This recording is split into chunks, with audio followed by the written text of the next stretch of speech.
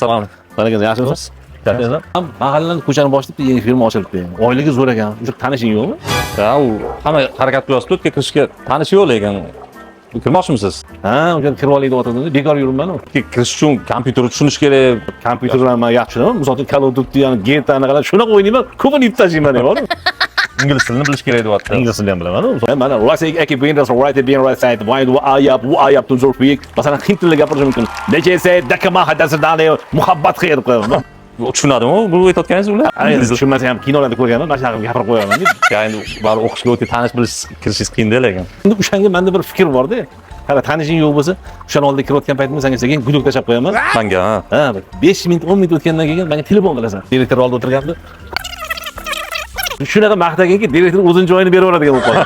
Endi bo'ldi, gapirib anaqa maqtab yuboraman-ku. Ishga kirib olsangiz endi oyligi zo'r deyapti, bir choyxona-poyxonaga erishdik. Bo'ldi, men kirib olsam bo'ldi.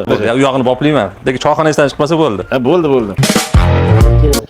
Assalomu alaykum. Yaxshimisiz? Charchamaysizmi? Kerak xizmat.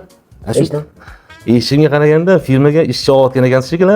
Ha, ishchi olamiz. Keling aka. Men to'g'ri kelarmikinman? Ha, endi bizga mana bu kompyuterni biladigan, odobi yaxshi, muomalasi yaxshi insonlar bo'lsa ishga olamiz aka. O'sha menda o'zi rosa qidirayotgan ekansizlar shekilli. Ko'pchilik qidirib yuribdi meni, bor-ku. Ha, yo'q. Yaxshi ishlayman-da, muomala ham juda zo'r, o'shanga bilmayman, hamma talash. Sen olmaysizmi bola? Nechta xodimlar kelyapti? Shu chertib olamiz aka. Nasib qilsa agar ma'qul kelsa olaveramiz. Bas. Telefon jiringlayapti. Shuni ko'tarsam maylimi? Kimdir qilyapti. Ha, bemalol gaplashavering. Alo. Assalomu alaykum, Ulug'bek aka, turibmisiz? O'zingizmisiz? Ha, men. Ya, ishga kirib qo'ymadingizmi hali?